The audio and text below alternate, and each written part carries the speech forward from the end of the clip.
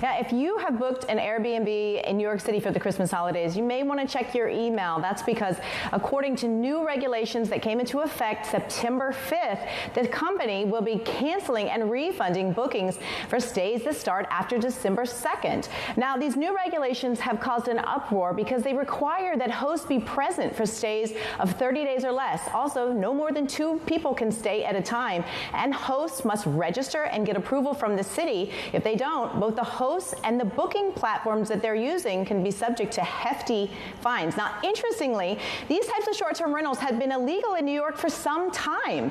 Of course, Airbnb, not the only company engaging in this practice, but it is the biggest one. The city and the company have been locked in litigation for about 10 years. The most recent lawsuit dismissed last month, which paved the way for these new regulations to take effect this month.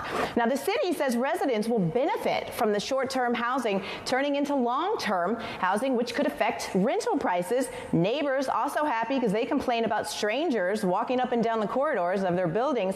But also hotels will likely see a bump because since about 11,000 listings in New York City have disappeared from the website. Now, we have seen other cities around the world regulating short-term rentals, so why is this one getting so much attention?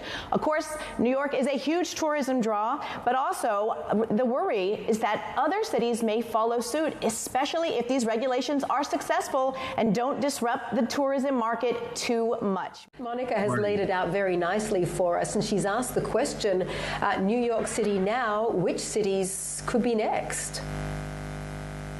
You know, it's an interesting question. A number of cities around the U.S. are considering revising their short-term rental regulations. Cities like Atlanta, Dallas, New Orleans are all in the process of relooking at their short-term rental regulations. So it's certainly possible that they could follow the lead of New York City.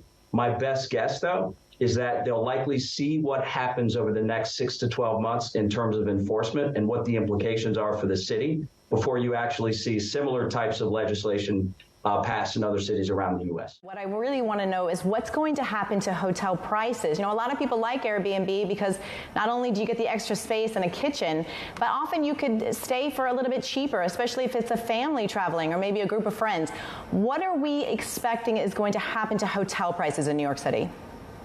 Yeah, it's a great question. Look, we certainly expect that prices will start to increase. If you look at the booking trends, just over the past week, we've seen the strongest booking pace for the forward 6-month period than we've seen at any time going back to 2015.